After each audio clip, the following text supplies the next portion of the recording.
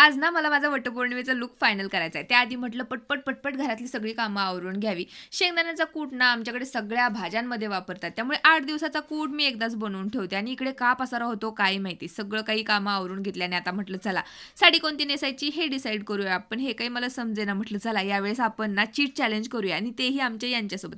सगळ्यात पहिल्यांदा साडी कोणती नेसायची, सहावारी की नऊवारी? यांनी डिसाईड केली ही सहावारी साडी. कोल्हापुरी साज की ठुशी? खूप दिवसांनी यावेळेस मला ठुशी घालायला मिळणार आहे. गोल टिकली की चंद्रकोर टिकली? यावेळेस आली आपली चंद्रकोर टिकली. आता सगळ्यात महत्त्वाचं, पर्पल सनस्क्रीन की कोजिक ॲसिड नाईट क्रीम?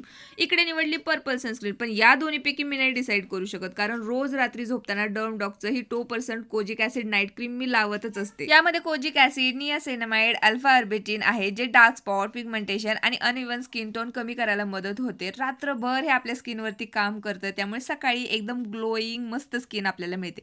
आता स्किन तर छान झाली, पण आवरून बाहेर जाण्याआधी सनस्क्रीन तर आपल्याला पाहिजेच ना. त्यासाठी मी वापरते डर्मडॉकचं हे पर्पल सनस्क्रीन. यामध्ये आहे SPF 50 PA+++, त्याचसोबत 4% नियासिनामाइड सुद्धा, जे आपल्या स्किनला सन डॅमेजिंग पासून वाचवतं.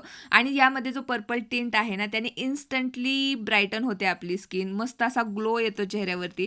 आता त्यानंतर मी थोडासा मेकअप करून घेतला, कारण जास्त मेकअपची सध्या मला गरजच नाहीये. थोडीशी ज्वेलरी घालून घेतली आणि हा आहे माझा फायनल लुक. आता हे प्रोडक्ट जर तुम्हाला हवे असतील तर purple.com वरती अवेलेबल आहेत किंवा खाली मी टॅग सुद्धा केले आहेत. चला बाय.